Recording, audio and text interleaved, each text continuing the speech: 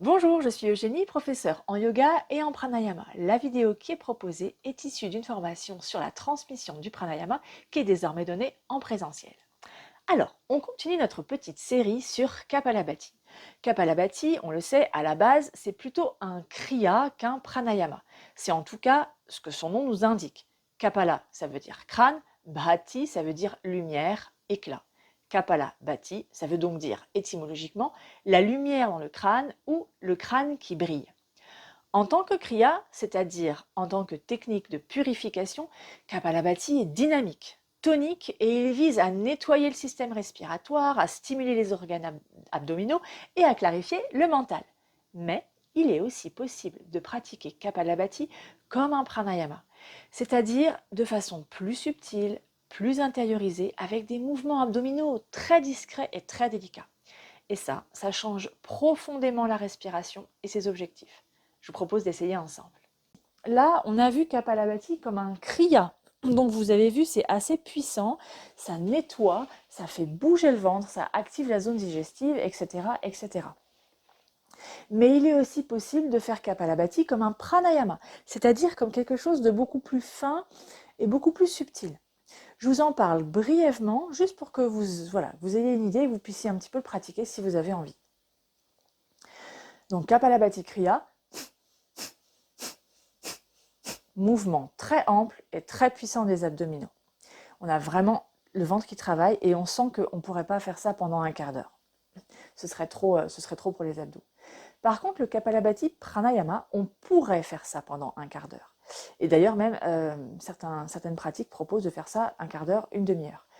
Parce que c'est tout petit, tout fin. Et donc, du coup, c'est très discret et ça n'utilise pas beaucoup d'abdominaux. Donc, on peut tenir vraiment sur la durée. Quand on fait ce Kapalabhati tout petit, vu qu'on travaille sur la zone énergétique, ça peut être bien de remonter le périnée en Mula Bandha tout le temps de Kapalabhati. Si vous pouvez le faire aussi en Kriya, c'est super.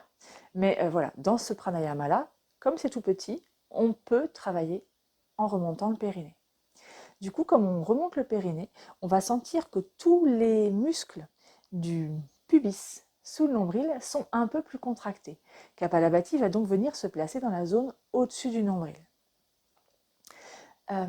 Et ensuite, on peut faire Kapalabhati en imaginant qu'on a devant nous une sphère lumineuse.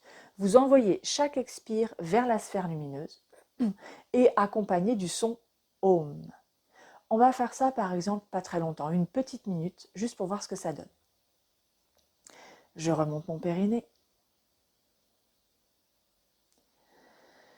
J'observe mon souffle, je détends bien mon ventre, dans une certaine mesure, parce que j'ai bien conscience que le périnée est lié aux abdominaux transverses. Donc si mon périnée est remonté, j'ai mes abdominaux transverses qui sont un peu engagés. Donc vous relâchez ce qui est possible de relâcher. Et quand vous êtes prêt, vous lancez votre Kapalabhati.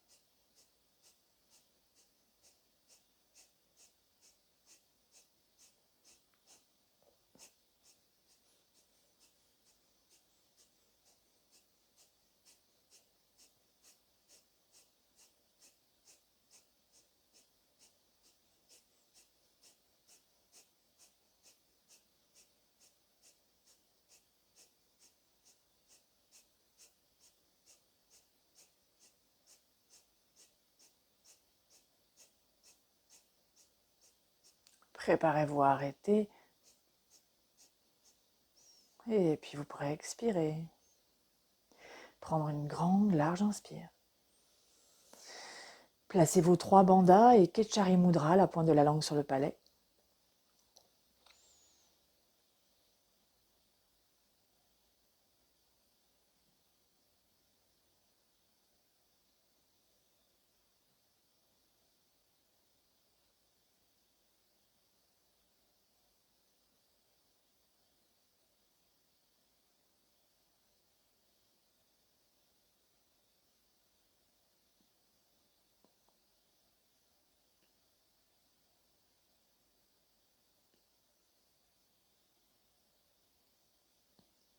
Et expirez calmement, tranquillement, en gardant une belle qualité d'expire.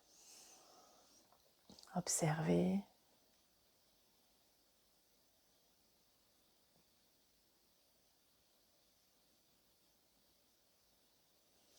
Et vous avez donc un aperçu complet de Kapalabhati.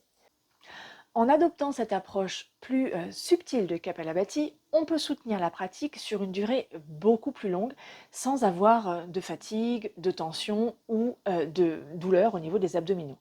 Le souffle va devenir au fur et à mesure de votre pratique beaucoup plus conscient et ça va permettre aussi d'affiner notre relation au prana, à cette énergie vitale qui circule dans le corps, dans les nadis. Donc en fait, dans cette version de Kapalabhati, on ne cherche plus à expulser ou à purifier, on est plutôt dans l'intention de canaliser, d'harmoniser et de stabiliser le flux énergétique, notamment grâce aux bandhas, qui là sont vraiment très importants. Cette qualité de souffle, elle crée un état intérieur qui est propice à la méditation et elle installe aussi le calme, la concentration et la présence. À bientôt et bonne pratique!